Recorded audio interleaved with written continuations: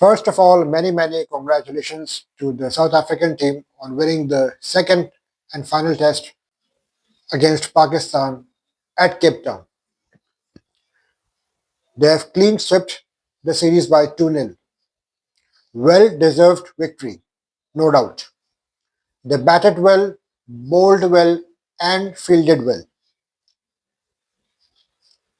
देखिए actually test cricket it's all about the consistent performance throughout the 5 days.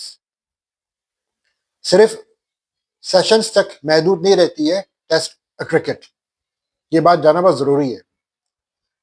Second test की अगर हम बात करें तो 2.5 दिन साउथ अफ्रीका ने डोमिनेट किया. फर्स्ट 2.5 days 615 रन अपनी पहली इनिंग्स में उन्होंने बनाए, फिर पाकिस्तान को फर्स्ट इनिंग्स में 194 पे ऑल आउट कर दिया. वो तो फिर एक dream comes true record partnership बनी 205 रन की शान मसूद और बाबर आजम के माबैन, जिसकी तवक्को बिल्कुल नहीं की जा रही थी हम सब की तरफ से. एक फाउंडेशन बना दी. नो डाउट पाकिस्तान ने बहुत जबरदस्त कमबैक किया और फिर 478 रन बनाए, लेकिन मैं समझता हूं कि वो नाकाफी थे. उसकी वजह ये थी कि पाकिस्तान ने ऑल्दो लीड ली 57 रन की, इनिंग्स की शिकस्त से बच गया पाकिस्तान, जो एक अगर हम अचीवमेंट भी कह लें पाकिस्तानी टीम की टेस्ट क्रिकेट में तो गलत ना होगा, लेकिन ये रन नाकाफी थे. क्योंकि जब आपको फॉलो ऑन हो जाए, इतने कम रन पे आउट हो जाए, 615 रन का ताक़ुब करने के लिए आपको एटलीस्ट फर्स्ट इनिंग्स में कम से कम 300 रन तो चाहिए थे ताकि आपकी फेस सेविंग हो सकती. लेकिन पाकिस्तान जो पहले इनिंग्स में बहुत ख़राब खेला, बैटिंग बहुत ख़राब की, 24 रन पे 3 विकेटें गिरी. नो डाउट के थकावट का शिकार थी टीम, क्योंकि 141 ओवर्स पाकिस्तान ने फील्डिंग की, तो वो एक थकावट नज़र आई. बैटिंग जो थी शुरू में चल नहीं सकी, आपके 3 मेन बैट्समैन आउट हुए. एक और सबसे बड़ा धचका ही लगा, सबसे बड़ा धचका, कि साइम अयूब इंजर्ड हो गए. ऐसे इंजर्ड हुए कि वो रूल्ड आउट ही हो गए. पाकिस्तान बेसिकली 1 बैट्समैन शॉट खेला. ये एक बहुत बड़ा अनफॉर्चुनेट हुआ पाकिस्तानी टीम के साथ, क्योंकि अगर साइम अयूब खेलते तो थोड़े बहुत डिफरेंस आ सकता था, सूरत हाल कहीं ना कहीं मुख्तलिफ हो सकती थी. वही बात है कि आपकी बैटिंग फर्स्ट इनिंग्स में बिल्कुल ही लड़खड़ा गई. बाबर और रिजवान ने एक पार्टनरशिप बिल्डअप की. बाबर आजम के आउट होने के बाद एकदम प्रेशर पड़ा. आपकी मिडिल ऑर्डर बैटिंग लाइनअप बुरी तरह नाकाम हुई. मिडिल ऑर्डर हमेशा से पाकिस्तान को परेशान कर रहा है, बहुत टाइम से, 3-4 साल से तो मैं देख रहा हूँ. वहाँ वो ओडीआई हो, टेस्ट हो या T20 हो, मिडिल ऑर्डर आपका मुसलसल फेल जा रहा है. वही बात है कि टेस्ट क्रिकेट में सिर्फ सेशंस नहीं कामयाबी से खेले जाते. आपको थ्रू आउट दी डेज 3-4-5 दिन आपको डोमिनेट करना होता है. मीन्स के गुड क्रिकेट खेलनी होती है, अच्छी कॉम्पिटिटिव क्रिकेट खेलनी होती है. जरूरी नहीं कि अगर आप डोमिनेट ना भी करें तो आप शेयर करें सेशन. जिस तरह से 2.5 दिन साउथ अफ्रीका ने डोमिनेट किया, फिर यूं समझिए कि तीसरा आधा दिन और चौथा first till the first session Pakistan ने डोमिनेट किया. लेकिन उसके बाद सेकंड और थर्ड सेकंड सेशन मैं कहूँगा कि शेयर्ड हुआ, और थर्ड सेशन साउथ अफ्रीका ने सक्सेसफुली कम बैक किया. तो totally South Africa dominated the second test. Although Pakistan ने ज़बरदस्त कम बैक किया, जिसकी तवक्को नहीं की जाती. यही हुआ कि ओपनिंग पार्टनरशिप 205 रन की जब बनी, एक फाउंडेशन डेवलप करके दे दी थी शान मसूद और बाबर आजम ने. लेकिन यहाँ पे मैंने वही कहा था कि मिडिल ऑर्डर अगर हमारा चल गया, बिलखुसूस कामरान गुलाम, सऊद शकील और सलमान अली आगा, रिजवान, इन 4 में से अगर 3 प्लेयर भी मजीद चल जाते तो शायद मैच थोड़ा और दिलचस्प हो जाता. पाकिस्तान चाहता तो आज का पूरा दिन खेल सकता था, लेकिन जब नया बॉल आया तो सऊद शकील आते आउट हुए, फिर शान मसूद एकदम आउट हो गए. वो जो बैक टू बैक विकेटें गिरी गालिबन 363 पे, जब बैक टू बैक विकेटें गिरी, वो था एक टर्निंग पॉइंट जिससे पाकिस्तान वापस अंडर प्रेशर आ गया, जिससे धचका लगा पाकिस्तान की। अगर वो दो बैक टू बैक विकेटें नहीं गिरती, थोड़ा और स्ट्रेच कर जाती वो पार्टनरशिप, 400 तक भी ले जाते, तो सूरत हाल थोड़ी बेहतर हो सकती थी। लेकिन वही बात है कि नया बॉल जब आता है तो डेफिनेटली वो नया बॉल होता है, बाउंस भी होता है, साउथ शकील उसको रीड नहीं कर पाए। फिर दूसरी आते ही फिर मुफाका ने शान मसूद को आती एलबीडब्ल्यू आउट किया। फिर सलमान अली आगा और रिजवान ने थोड़ा संभाला, लेकिन दोनों को कैपिटलाइज करना चाहिए था।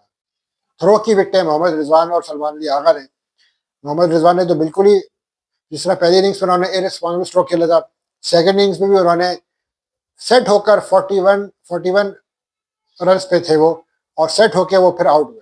टेस्ट क्रिकेट में ये सबसे बड़ा मसला होता है कि अगर आप सेट होकर आउट हो तो वो टीम के लिए बहुत बड़ा डिजास्टर बन जाता है। Being a senior player, Rizwan को यहाँ पे स्टैंड लेना चाहिए था, पार्टनरशिप बिल्डअप करता, आज का पूरा दिन निकालता। लेकिन जब रिजवान आउट हुआ तो उसके बाद से डेफिनेटली फिर आपके पास कोई ऑप्शन नहीं था। सलमान अली आगा भी केशव महाराज की बॉल पे आउट हुए, फर्स्ट स्लिप पिन का जो है वो कैच निकला, एक तरह से लूज शॉट था।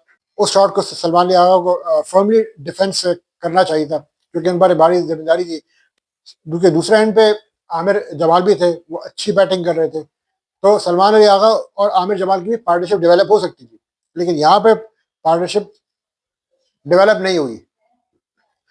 तो मैं ये कहूँगा कि मिडिल ऑर्डर पाकिस्तान का नाकाम हुआ एक मरतबा फिर, ओपनिंग स्टैंड देने के बाद भी।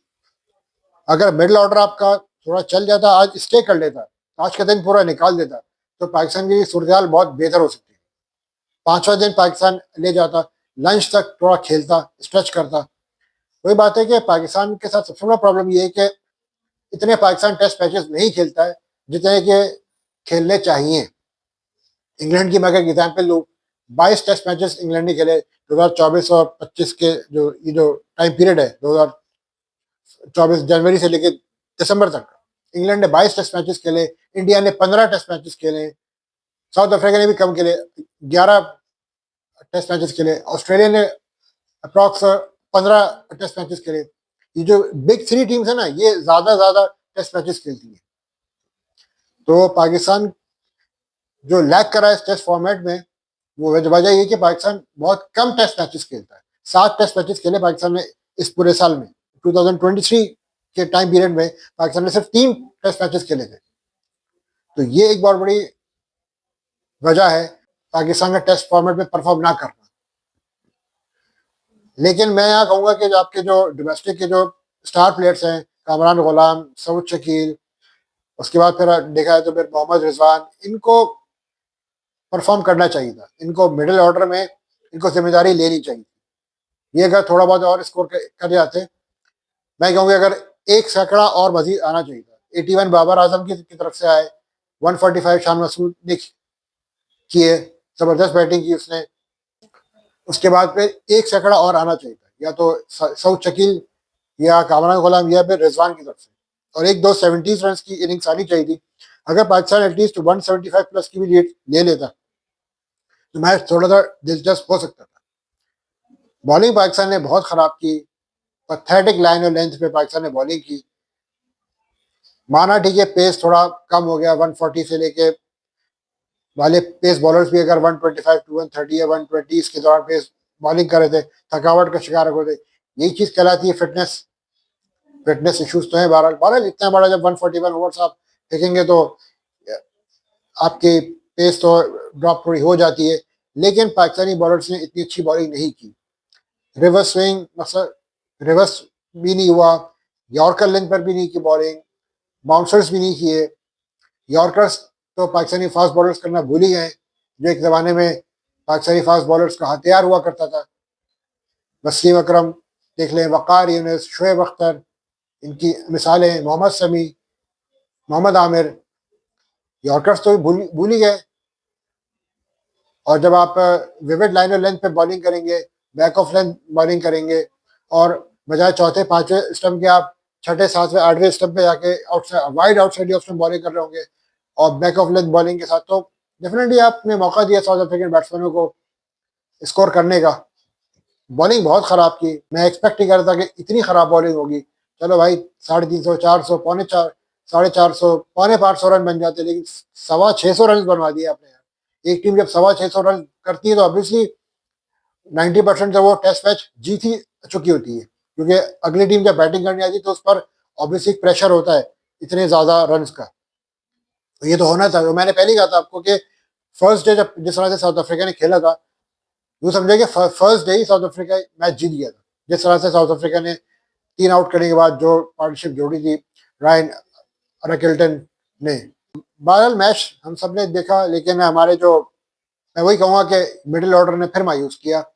ओपनिंग स्टैंड 205 रन मिलने के बाद ये आपके जो मिडिल ऑर्डर के बैट्समैन थे, चले कामरान गुलाम तो भी नया है, सऊद शकील, मोहम्मद रिजवान, सलमान अली आगा, ये 3 अगर जिम्मेदारी से मजीद खेल लेते और आमिर जमाल थोड़ा और ये कि सेंस ऑफ रिस्पॉन्सिबिलिटी का मुजाहरा करते। अब मीर हमजा को आप स्ट्राइक दे रहे बार बार, ऑन व्हाट बेसिस? भाई मीर हमजा तो कहते भाई आप सिंगल लो और आमिर जमाल को चार्ज लेना चाहिए था। मैं बड़ा हैरान हुआ देख के कि मीर हमजा जो है वो, उन्होंने ठीक है हमारा बैटिंग जोड़ी अपने हिसाब से ठीक की उन्होंने, लेकिन रबादा की आखिरी बॉल पे वो सिंगल लेके फिर स्ट्राइक पर आ रहे हैं।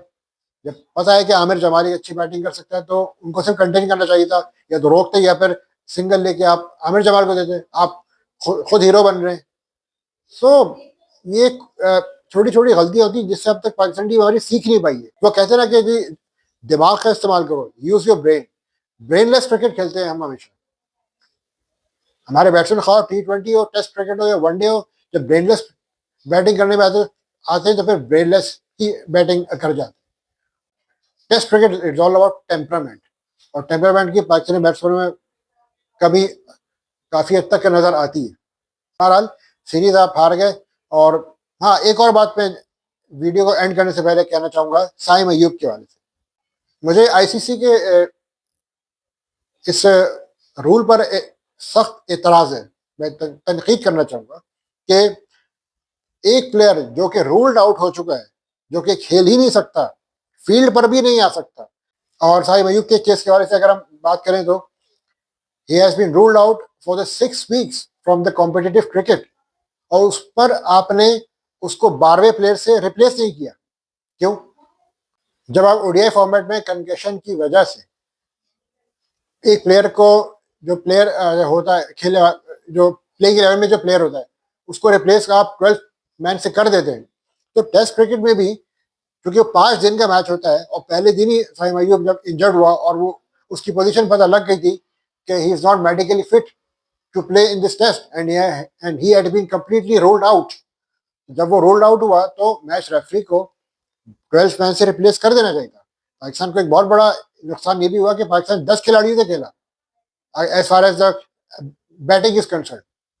एक बैट्समैन शॉट खेला पाकिस्तान। तो इस सिचुएशन में जब पाकिस्तान को 615 रन पड़ रहे और वो भी पाकिस्तान का ओपनिंग बैट्समैन जो कि इनफॉर्म ओपनिंग बैट्समैन, ये बहुत बड़ा अनफॉर्चुनेट हुआ। तो यहाँ पे मैच रेफरी ने क्यों नहीं ये फैसला लिया कि 12 मैन को उससे रिप्लेस क्यों नहीं किया, और दो प्लेयर वॉज रूल्ड आउट। हाँ, अगर प्लेयर इंजर्ड होता और इस सिचुएशन में होता कि वो बैटिंग कर सकता, उस पोजीशन में होता, तो बात समझ में आती है। लेकिन यहाँ एक प्लेयर 6 हफ्ते के लिए रूल्ड आउट हो गया और आपने जो है वो 12 मैन से इसको रिप्लेस नहीं किया। तो this has to be question.